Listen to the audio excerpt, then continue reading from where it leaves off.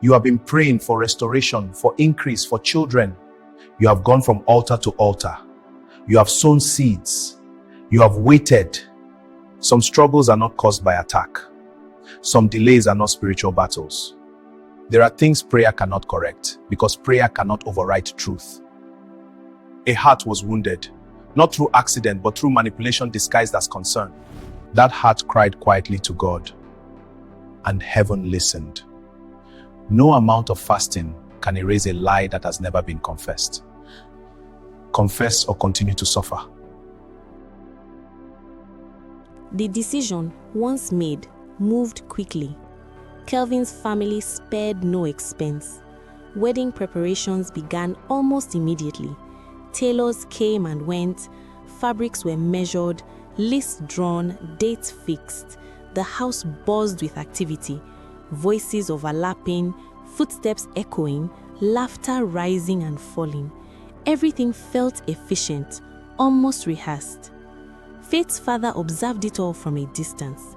From the living room, he watched the preparations unfold with a quiet heaviness he could not fully explain. One daughter was getting married. This was meant to be a season of joy. Yet, the circumstances surrounding the union cast a shadow over his heart. Celebration sat uneasily beside grief, and no amount of music or planning could silence the unease that followed him. When Kelvin returned to the house days later to begin the formal arrangements, he stepped into the compound with an unfamiliar weight pressing against his chest. Instinctively, his eyes searched. He expected to see Faith, perhaps standing near the doorway, perhaps watching from a distance, perhaps meeting his gaze with questions she did not need to voice. But she was nowhere to be found. He did not ask anyone. Still, her absence echoed loudly. By evening, the truth became unavoidable. Faith had left the house. That night, Kelvin lay awake, staring at the ceiling as questions circled his mind. Was I too quick? Did I truly understand what I heard?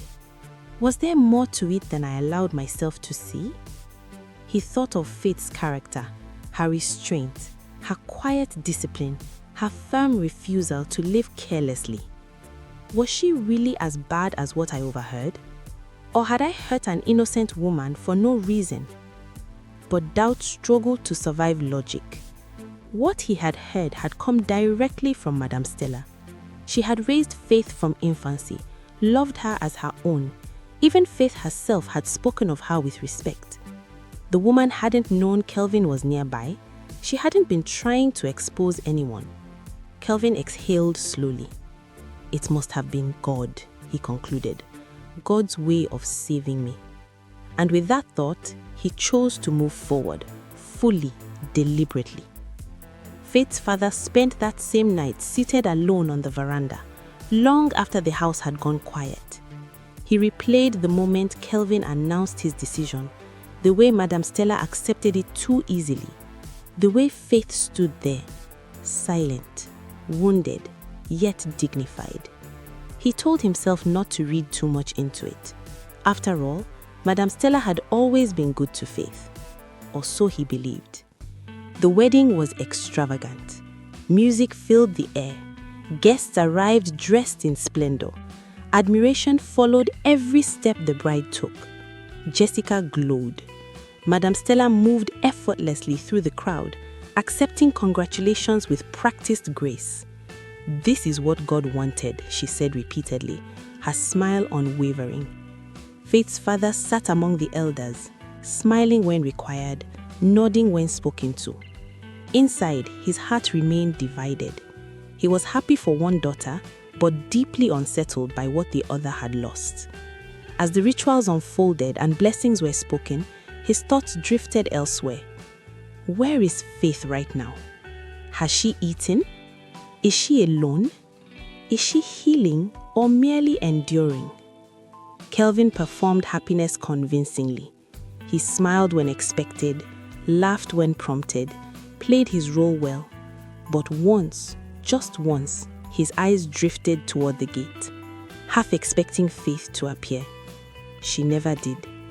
And as the drums grew louder and the crowd rejoiced, Both men, the groom and the father, carried the same quiet burden, the knowledge that something precious had been lost, even as something new was being celebrated. And the silence Faith left behind followed them both, into the marriage and into whatever awaited them next. Months passed, and the excitement of the wedding slowly faded. The house that had once been full of noise and celebration grew quiet again. Kelvin tried hard to keep up the lifestyle everyone expected of him and Jessica, but things were not going well. Businesses that once looked promising began to fail. Expenses kept rising and money became tighter with each passing month. One by one, Kelvin sold his cars. The large house became too expensive to maintain, and they moved into a smaller apartment where everything felt cramped and heavy. Jessica changed too. She was no longer as carefree or confident as she had been during the wedding. She had expected comfort and ease, but instead, she found herself worrying about bills, expenses, and an uncertain future. The stress showed in her posture, in the way she spoke, in the quiet frustration she tried to hide. Kelvin did his best to appear fine. At family gatherings, he smiled and laughed when expected, but the signs were there. The tightness in his jaw, the hesitation in his words, the constant tapping of his fingers when he thought no one was watching. Meanwhile, Faith's life moved forward steadily. After graduating with a first-class degree in accounting, opportunities opened up for her. She secured a job in one of the country's biggest financial institutions, and she excelled. Her work spoke for her. Her growth was steady and well-earned. She called her father often, sharing stories, asking for advice, laughing with him like she always had, but she never called Madame Stella. And Madame Stella noticed. She felt the silence. She understood it without being told. Faith had not accused her. She had not argued. She had simply chosen distance. And deep down, Madame Stella knew why. She began to hear things. People talked about Kelvin selling his cars. She noticed Jessica's growing anxiety, the way she avoided conversations about money, the way she slowly withdrew from her. Jessica was no longer flashy. The luxury was gone. Life was harder than she had imagined.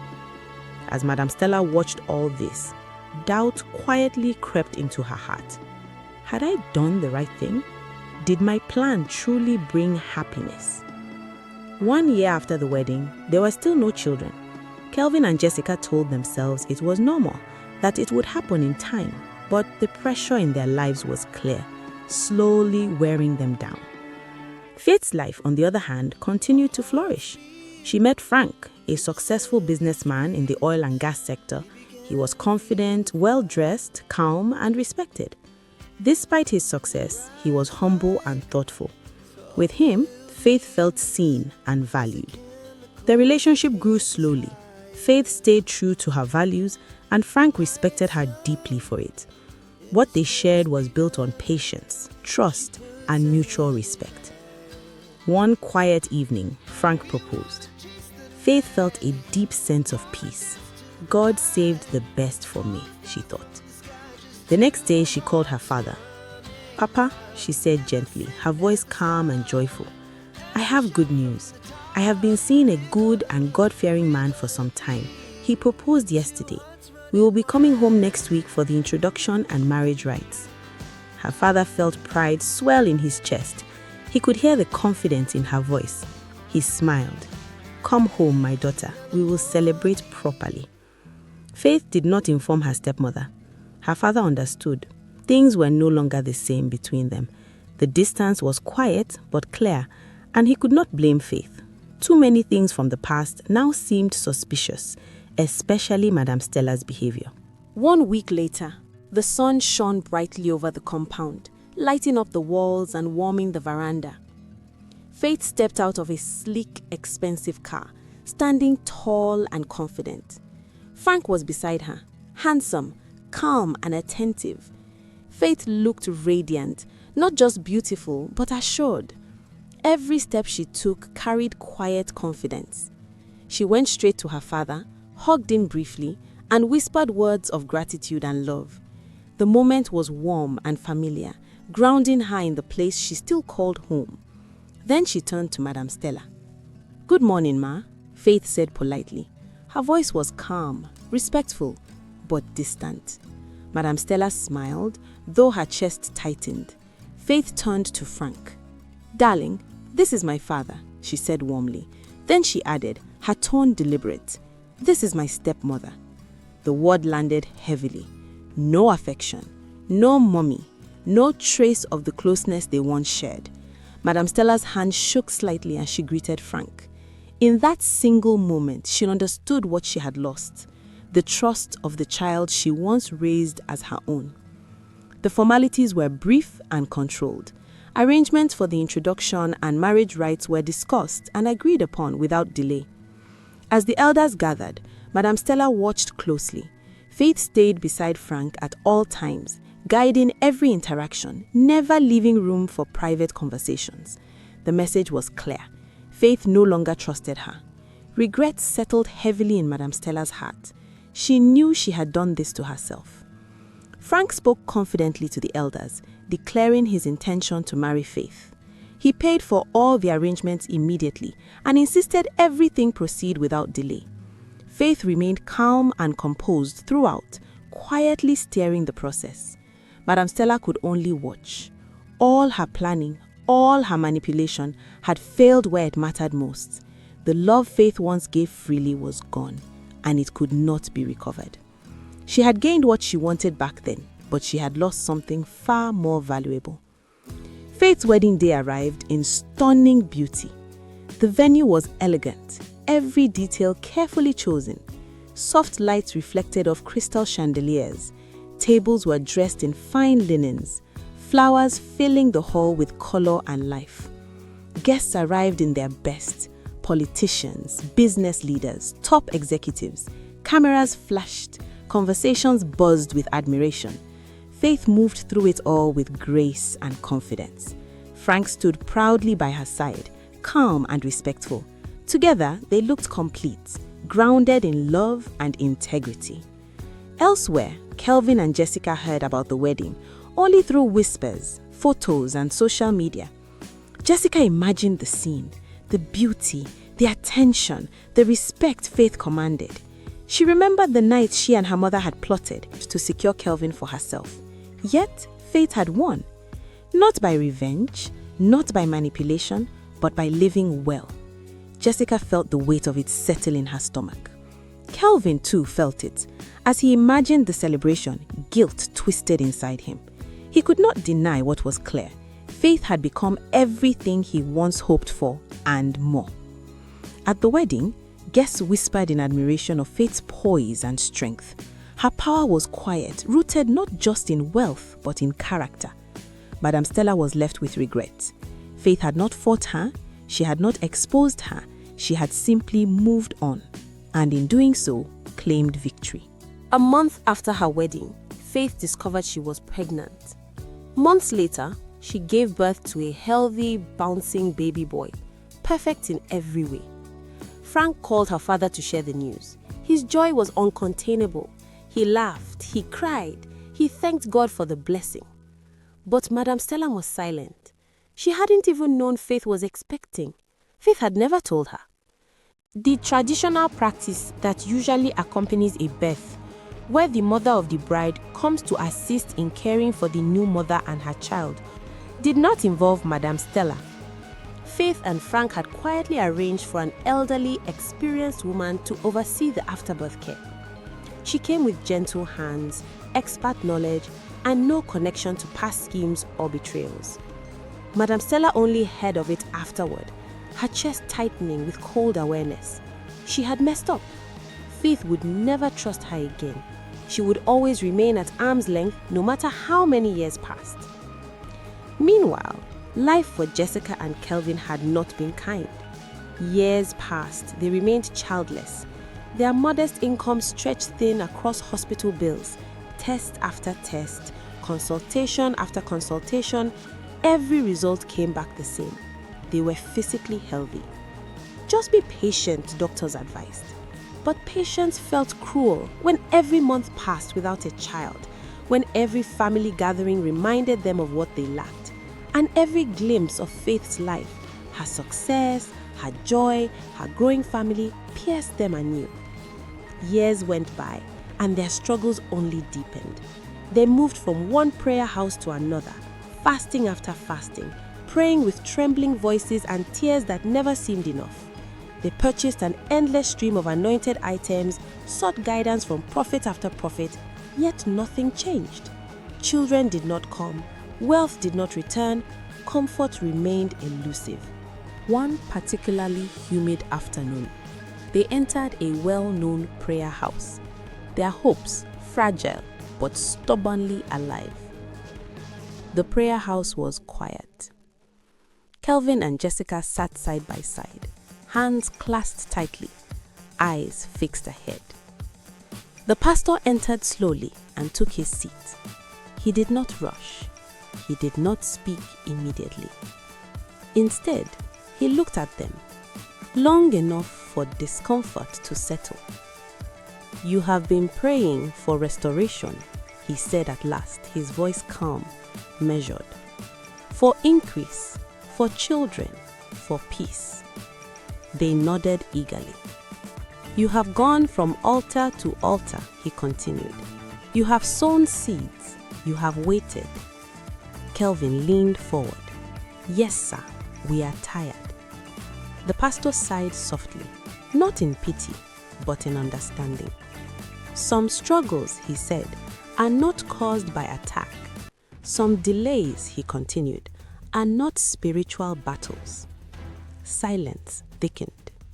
"There are things prayer does not correct," the pastor said gently, "because prayer cannot override truth." Jessica's heart began to pound. The pastor folded his hands. When a foundation is laid with injustice, everything built upon it carries that weight. Kelvin swallowed. "Sir, what does that mean?" The pastor turned his gaze to Jessica, not accusing, not harsh, just steady.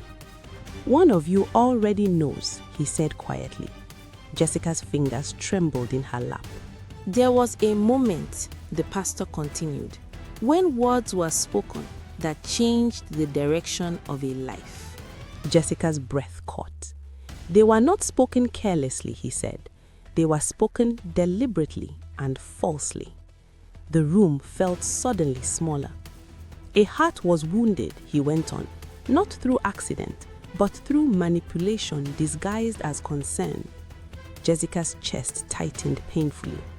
"That heart cried quietly," the pastor said, "not to people, to God." Kelvin felt cold spread through him, and heaven listened. The pastor paused, letting the weight of that truth settle. "No amount of fasting," he said gently, "can erase a lie that has never been confessed." Jessica's eyes burned. "Restoration does not begin at the altar," the pastor concluded.